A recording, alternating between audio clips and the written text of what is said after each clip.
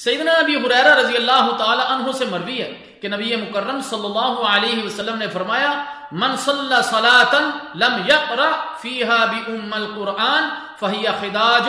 ثلاثا غیر تمام، جس نے بغیر فاتحہ کے نماز پڑھی وہ ناقص ہے، مکمل نہیں۔ 3 مرتبہ نبی مکرم صلی اللہ علیہ وسلم نے ارشاد فرمایا۔ ابو ہریرہ رضی اللہ تعالی عنہ سے عرض کیا گیا انا نکون وراء الامام، امام کے پیچھے بھی ہم نماز پڑھتے ہیں، اس وقت کیا کیا کریں؟ تو سیدنا ابو ہریرہ رضی اللہ تعالی عنہ نے فرمایا اقرأ بها فی نفسک، یعنی تم اس کو جی ہی جی میں پڑھ لیا کرو۔ صحیح مسلم۔ مذکورہ دونوں حدیثوں سے واضح ہوا کہ قرآن مجید میں جو اللہ تعالی جل شانہ کا ارشاد ہے کہ وَإِذَا قُرِئَ الْقُرْآنُ فَاسْتَمِعُوا لَهُ وَانصِتُوا، جب قرآن پڑھا جائے تو سنو اور خاموش رہو، یا حدیث وَإِذَا قَرَأَ فَانصِتُوا، جب امام قرات کرے تو خاموش رہو کا مطلب یہ ہے کہ جہری نمازوں میں مقتدی سورہ فاتحہ سے قبل یا بعد میں یا سورت کے بعد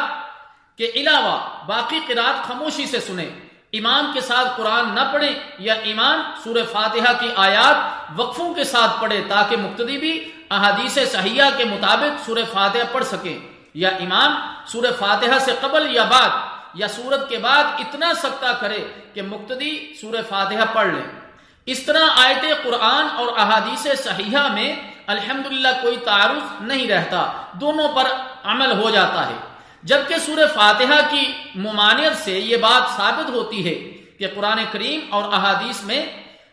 ٹکراؤ ہے اور دونوں میں سے کسی ایک پر ہی عمل ہو سکتا ہے، بیک وقت دونوں پر عمل ممکن نہیں، نعوذ باللہ من ذالک۔ اور رہی بات قرآن کریم کی سورہ اعراف اور آیت نمبر 204 کی، جس میں اللہ تعالیٰ جل شانہ نے ارشاد فرمایا کہ وَإِذَا قُرِئَ الْقُرْآنُ فَاسْتَمِعُوا لَهُ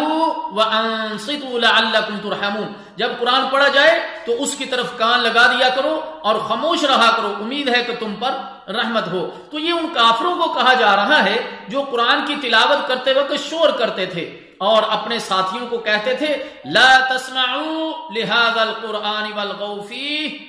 یہ قرآن مت سنو اور شور کرو۔ ان سے کہا گیا کہ اس کی بجائے تم اگر غور سے سنو اور خاموش رہو تو شاید اللہ تعالیٰ تمہیں ہدایت سے نواز دے اور یوں تم رحمت الہی کے مستحق بن جاؤ۔ بعض علماء اسے عام لیتے ہیں، یعنی جب بھی قرآن پڑھا جائے چاہے نماز ہو یا غیر نماز، سب کو خاموشی سے قرآن سننے کا حکم ہے، اور پھر وہ اس عموم سے استدلال کرتے ہیں کہ جہری نمازوں میں مقتدی کے لیے سورہ فاتحہ پڑھنے کو بھی اس قرآنی حکم کے خلاف باول کرواتے ہیں، درا حال ہے کہ جہری نمازوں میں امام کے پیچھے سورہ فاتحہ پڑھنے کی تاکید نبی مکرم صلی اللہ علیہ وسلم سے صحیح احادیث سے ثابت ہے۔ اس لیے اول تو اس آیت کو صرف کفار کے متعلق ہی سمجھنا چاہیے، جیسا کہ اس کے مکی ہونے سے بھی اس کی تائید ہوتی ہے، لیکن اگر اسے عام سمجھا جائے تب بھی اس عموم سے نبی مکرم صلی اللہ علیہ وسلم نے مقتدیوں کو خارج فرما دیا، اور یوں قرآن کے اس عموم کے باوجود جہری نمازوں میں مقتدیوں کا سورہ فاتحہ پڑھنا ضروری ہوگا، کیونکہ قرآن کے اس عموم کی یہ تخصیص صحیح و قوی احادیث سے ثابت ہے، اور برابری جس طرح اور بعض عمومات قرآنی کی تخصیص احادیث کی بنیاد پر تسلیم کی جاتی ہے، مثال کے طور پر الزانیۃ والزانی فجلدوا کے عموم سے شادی شدہ زانی کا اخراج، اور حدیث السارق والسارقۃ کے عموم سے ایسے چور کا اخراج، یا تخصیص جس نے ربع دینار سے کم مالیت کی چوری کی ہو یا چوری شدہ چیز حرز میں نہ رکھی ہو وغیرہ۔ اس طرح فَاسْتَمِعُوا لَهُ وَأَنصِتُوا کے عمومی حکم سے مقتدی خارج ہوں گے، اور ان کے لیے جہری نمازوں میں بھی سورہ فاتحہ کا پڑھنا ضروری ہوگا، کیونکہ نبی مکرم صلی اللہ علیہ وسلم نے اس کی تاکید فرمائی ہے، جیسا کہ ہم نے پیچھے ذکر بھی کیا۔ یہ سورہ مکی ہے، مکی یا مدنی کا مطلب یہ ہے کہ جو صورتیں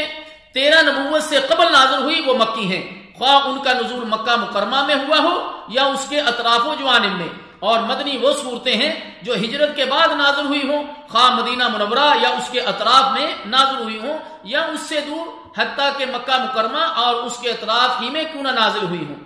ہم آخر میں اللہ تعالیٰ جل شانہ سے دعا کرتے ہیں کہ اللہ تعالی ہمیں ان مسائل کو سمجھنے کی اور عمل کرنے کی توفیق عطا فرمائے۔ والسلام علیکم ورحمۃ اللہ وبرکاتہ۔